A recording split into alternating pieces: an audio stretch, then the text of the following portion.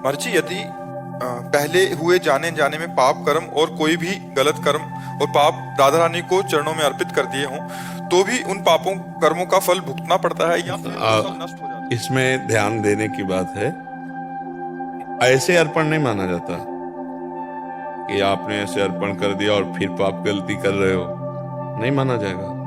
उसका एक सिद्धांत है कि अब लो नशानी अब ना नसई हो, आज तक किया अब नहीं करूंगा, प्राण चाहे चले जाए अब नहीं करूंगा, तो माफ। और आज कह रहे हो कि अब नहीं करूंगा, राधा रानी के चरणों में समर्पित, फिर 10 दिन बाद हुई, फिर 5 दिन बाद हुई, फिर समर्पित, फिर तो ऐसा नहीं चलेगा। वो चतुर शिरोमणि, ऐसा नहीं चले। फिर अवश्य में वो भोक्तव्यम कृतम कर्म शुभाशुभम, अपने द्वारा किए हुए शुभ अशुभ कर्म आपको भोगने पड़ेंगे। भगवान ने कहा सर्वधर्मान परित्यज्य मामेकम शरणम ब्रज अहम त्वाम सर्व पापेभ्यो मोक्षयिष्यामि मा शुचा। मैं तुम्हें समस्त पापों से मुक्त करके पावन कर दूंगा, तुम केवल मेरी शरण में हो जाओ।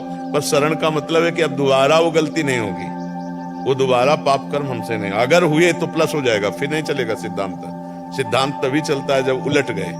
जो हमारे पाप कर्म है, जब अब उनका क्रम आएगा, ऐसे नहीं कि वो एकदम अब आज कत्ल की तो आज ही थोड़ी फांसी में लटक जाओगे। अरे मैं सालों लग सकते हैं, मुकदमा चलता है, फिर जाके सजा होती है। हो सकता है तुम भूल जाओ, उस पाप को भी भूल जाओ, इतना लंबा समय व्यतीत हो जाए। तो जो हम पाप कर्म करते हैं, अगर वो इसी जन्म में प्रायश्चित करके भस्म कर दिए जाएं, तब तो ठीक है। और अगर समय क्रॉस कर गया तो फिर वो सरकारी बैंक में जमा है, ब्याज सहित मिलेंगे।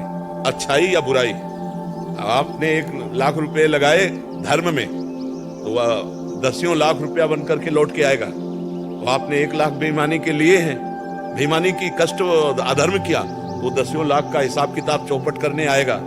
इंतजार करो, वो समय से आ जाएगा और नष्ट भ्रष्ट करके चला जाएगा।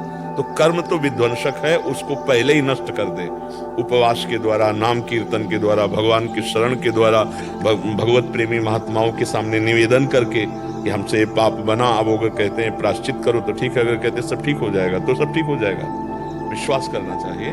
एक ज्योतिषाचार्य जी ने अपनी ज्योतिष निकाली कि हमारी मृत्यु किससे है, तो देखा जल में मगरमच्छ से। तो उन्होंने फटाफट खेती बेची, सब बेचा, और रेगिस्तान वहां जाकर के मकान बनाकर के जहां जल ही नहीं तो मगरमच्छ क्या करेगा। अब वो इतने बड़े ज्योतिषाचार्य कि उनका प्रकाश हुआ। उस समय राजा लोग, छोटे छोटे राज्य होते थे, तो वो राजा ने जब उनके पांडित्य और ज्योतिष को देखा तो वाह, तो उनको कुल पुरोहित बना लिया। अब जिस दिन से कुल पुरोहित बनाया, उस दिन से रानी गर्भवती हुई, पुत्र नहीं हो रहा था। और खुशी भैया कि पंडित जी आज जब से चरण पधराए तब से सब मंगल हो रहा है। अब लड़का जो हुआ तो 12 वर्ष का जब हुआ तो कुंभ पड़ता है ना प्रयाग में।